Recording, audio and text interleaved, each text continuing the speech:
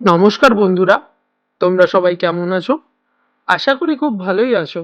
আমিও ভালো আছি। তোমাদের সবাইকে স্বাগত জানাই আমার চ্যানেলে। আজ খুব সহজ উপায়ে আলু দিয়ে সুস্বাদু নিরামিষ চাউমিন বানিয়ে দেখাবো। আজকাল তো শুধু আলু দিয়ে চাউমিন খেতে প্রায় লোকই ভুলে গেছে। আজকালকার চাউমিন খাওয়া মানে তার মধ্যে থাকতে হবে বিনস, ক্যাপসিকাম, গাজর, ডিম, পেঁয়াজ, রসুন।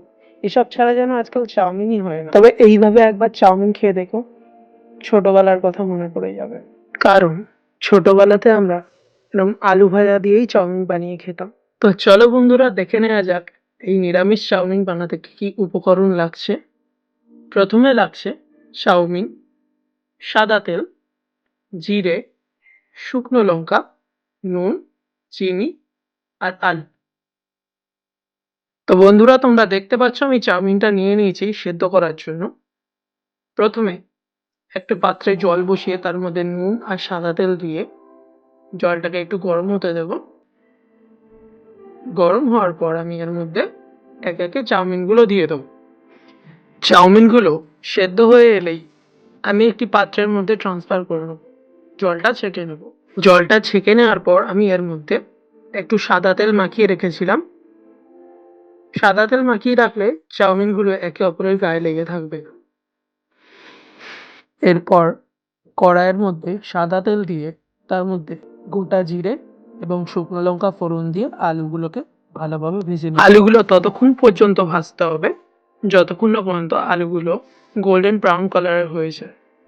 এর মধ্যে আমি পরিমাণ মতো নুন দিয়ে দিয়েছি। তোমরা দেখতে পাচ্ছ বন্ধুরা, আমার আলুটা প্রায় ভাজা হয়েই এসছে।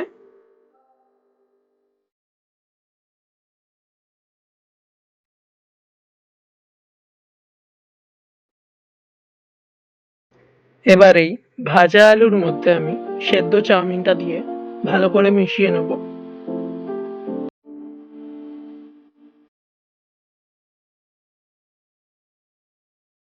ভালো করে মেশানোর পর এর মধ্যে পরিমাণ মতো নুন আর চিনি দিয়ে আবারও ভালো মতো মিশিয়ে নেব।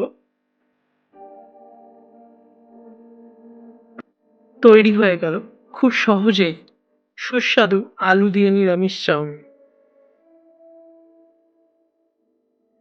ভিডিওটি ভালো লাগলে লাইক, কমেন্ট, শেয়ার করতে ভুলবে না। আর এরকম নিত্য নতুন ভিডিও পাওয়ার জন্য আমার চ্যানেলটি সাবস্ক্রাইব করে দিও এবং পাশে থাকা বেল আইকনটি ক্লিক করে দিও। Thank you.